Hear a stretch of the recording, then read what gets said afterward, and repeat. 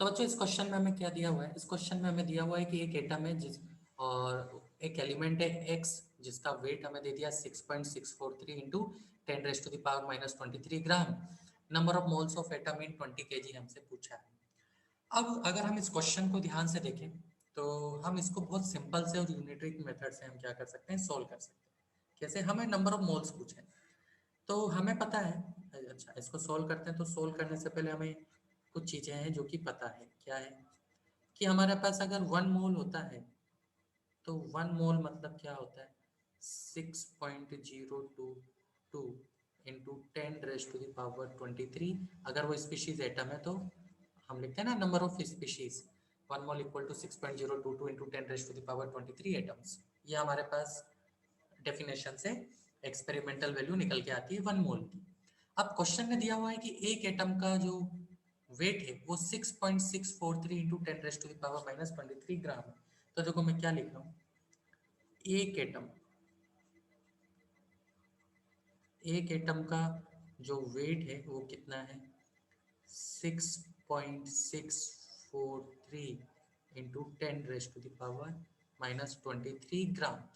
अब देखो हमारे को जो दिया हुआ है वो 20 केजी दिया है, तो हम इसको केजी में कन्वर्ट करें तो आपको पता है कि 1 ग्राम इक्वल टू क्या होता है? 1 ग्राम इक्वल टू होता है 10⁻³ केजी। तो मैं क्या करूंगा, इसको 10⁻³ से मल्टीप्लाई कर दूंगा। तो मास ऑफ वन एटम कितना आ गया मेरे पास? मास ऑफ वन एटम आ गया मेरे पास 6.643 इंटू 10⁻⁻26 यूनिट केजी, क्योंकि मैंने क्या कर दिया, ग्राम को केजी में कन्वर्ट कर दिया। अब बहुत ही सिंपल सा तरीका, यूनिटरी मेथड हमें लगाना है। हमें एक एटम का मास पता है इतना केजी है, 20 केजी में कितने एटम होंगे वो हमें निकालना है। तो जब मैंने आपको यूनिटरी मेथड पढ़ाया था तो मैंने आपको बताया था कि आप इस तरह से क्या कर लो, एक बॉक्स बना लो। जब आप इस तरह से बॉक्स बना लोगे तो आपका काम आसान हो जाएगा।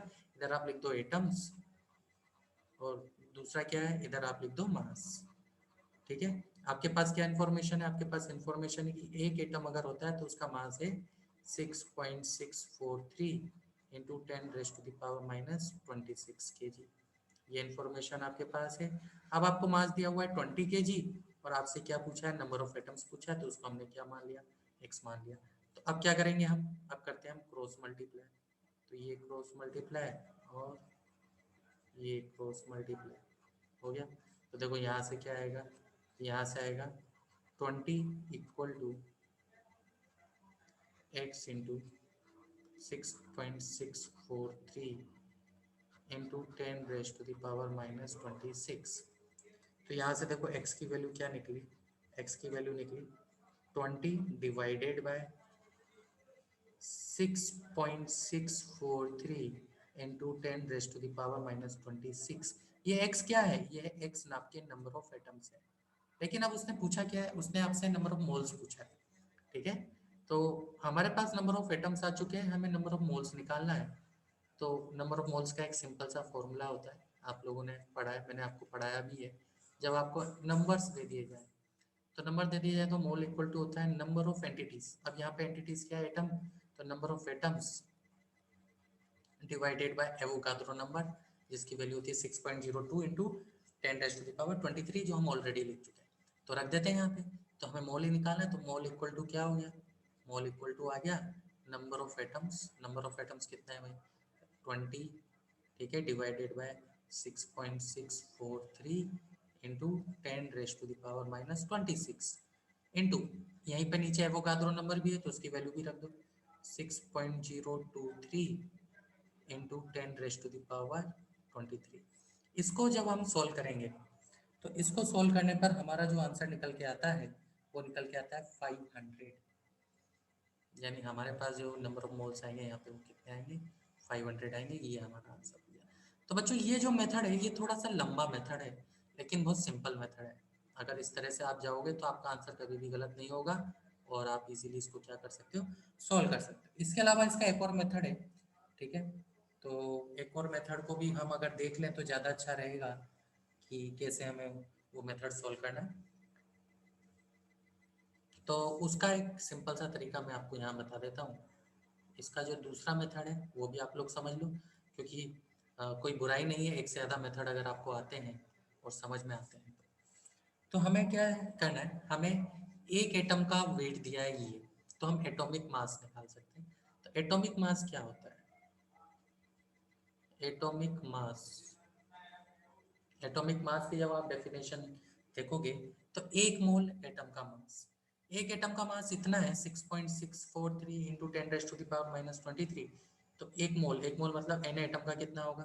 तो एन एटम का मास हो जाएगा 6.643 इंटू 10⁻⁻23 इंटू एन ए।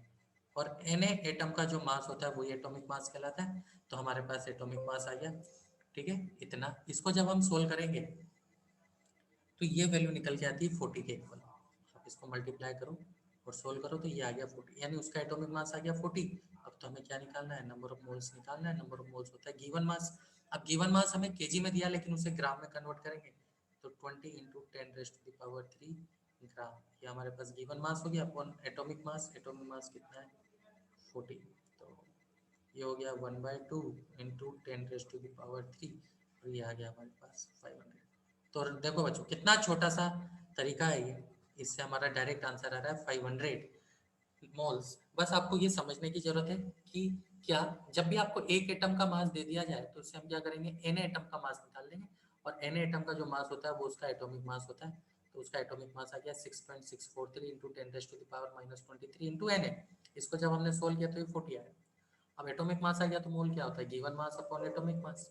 तो ये हमारा नंबर ऑफ मोल्स आ गया। तो ये था हमारा ये क्वेश्चन।